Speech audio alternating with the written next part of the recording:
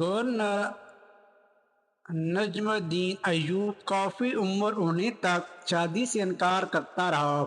ایک دن اس کے بھائی اسد الدین شیرگو نے اس سے کہا، بھائی تم شادی کیوں نہیں کرتے؟ نجم الدین نے جواب دیا، میں کسی کو اپنے قابل نہیں سمجھتا۔ یہ سن کر اسد الدین نے کہا،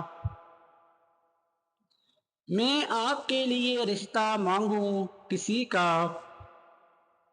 ملک شاہ بن سلطان بن محمد ملک شاہ سلجوق کی بیٹی کا یا وزیر الملک کی بیٹی کا؟ یہ سن کر نجم الدین بولا، وہ میرے لائق نہیں۔ اسد الدین دکھ سے رہ گیا۔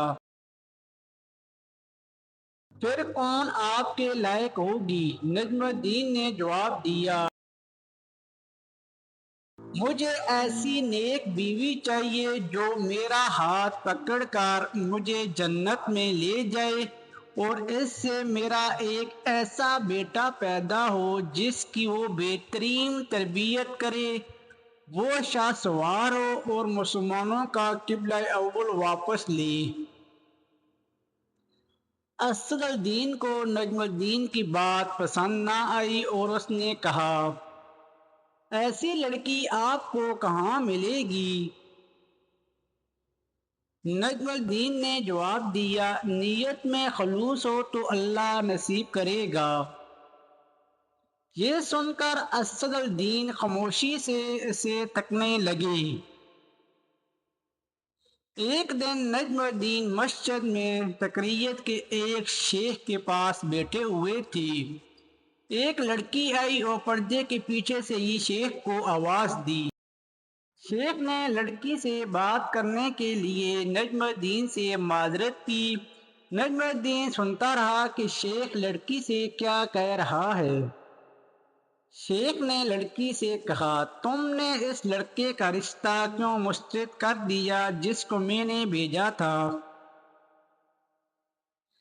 ہے ہمارے شیخ و مفتی، وہ لڑکا واقعی خوبصورت اور رتبے والا تھا مگر میرے لائق نہیں تھا۔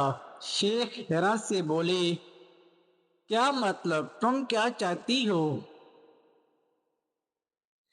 شیخ، مجھے ایک ایسا لڑکا چاہیے جو میرا ہاتھ پکڑ کر مجھے جنت میں لے جائے اور اس سے مجھے اللہ ایک ایسا بیٹا دے جو شاہ سوار اور مسلمانوں کا قبلہ اول واپس لے۔